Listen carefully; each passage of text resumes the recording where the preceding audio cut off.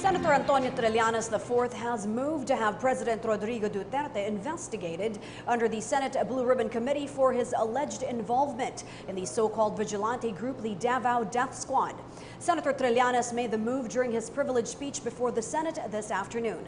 This report by Marita Muahe. The credibility of the Senate extrajudicial killing hearing witness Edgar Matobato have always been questioned since day one.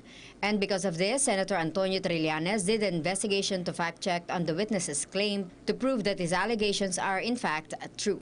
Trillanes made a rundown of the supposed false allegations of Matobato and with supporting evidences to prove that there are no inconsistencies in his allegations.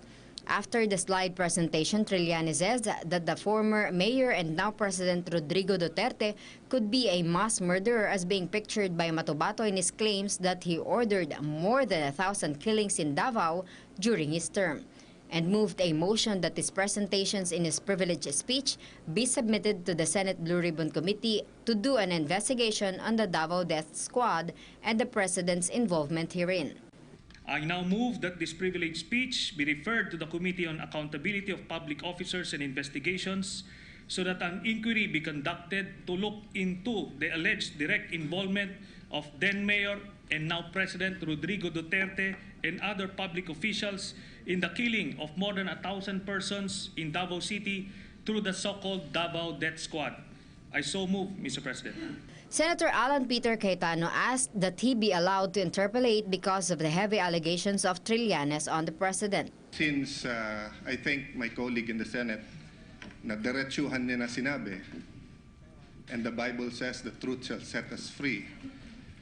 So that means that either we have a mass murderer as a president or we have mass liars as his critics.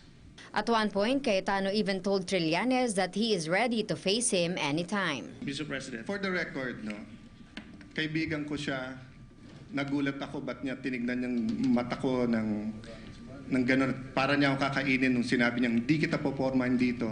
Di ko na sinabi sa media, but sabihin ko na rin ngayon dahil bring up niya. Sabi niya sa akin, pa-Bible ka pa. Evil naman pinoprotektahan mo. But for the record, anywhere, anytime, di kita nung atrasan eh. In the end, the senators agreed that the motion of Trillanes be submitted to the Senate Committee on Rules instead and not to the Blue Ribbon Committee. For PTV News, Marita Muahe.